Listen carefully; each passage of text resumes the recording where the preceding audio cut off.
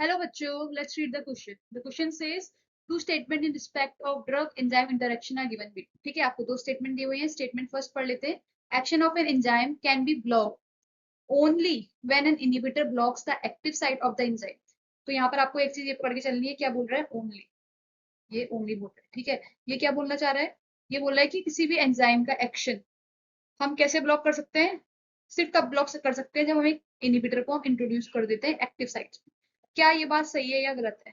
देखो क्या होता है जनरली, जैसे अगर मैंने एंजाइम बनाया, ये एक एक्टिव साइट है, इसमें यहाँ पर भी एक एक्टिव साइट है, मान लो ऐसे करके अलग अलग एक्टिव साइट्स है. ये एक एंजाइम, ठीक है. ये बोल रहा है अगर यहाँ पर मैंने एक इनहिबिटर इंट्रोड्यूस कर दिया, ये इनहिबिटर हो गया हमारा, ठीक है. ये इनहिबिटर हो गया तो ये क्या कर देगा? इस एंजाइम की एक्टिविटी को क्या कर देगा? ब्लॉक कर देगा.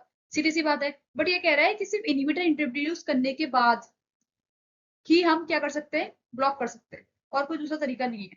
बट बच्चों आपने एक चीज सुनी होगी कि क्या होती है? एलोस्टेरिक साइट सुनी हुई है आपने? Allosteric sites. उसमें क्या होता है? जैसे ये तो एक्टिव साइट थी हमारी, this was our active site.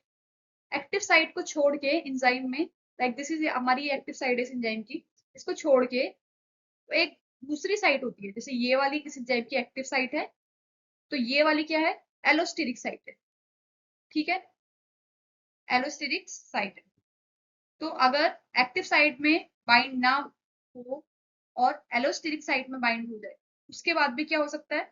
Alteration हो जाती है, एंजाइम के स्ट्रक्चर में ऑल्टरेशन हो जाती है, जिससे हम ब्लॉक कर सकते हैं इसकी एक्टिविटी या मॉडिफाई कर सकते हैं इसकी एक्टिविटी.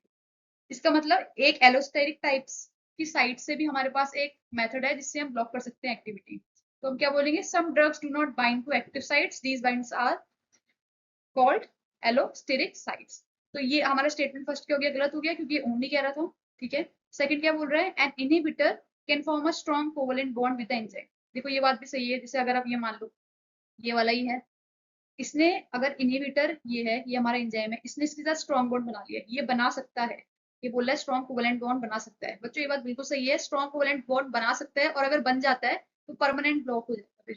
फिर कोई चांस नहीं है कि सबस्ट्रेट यहाँ पे आके जुड़ पाए, परमानेंट ब्लॉक हो जाए. ठीक है, तो ये वाला हमारा स्टेटमेंट क्या है? करेक्ट है. तो अब देखो कौन सा statement first is false, statement second is true. तो हमारा ऑप्शन क्या जाता है? Option D. तो वो बच्चों आपको समझ में आया होगा. Thank you.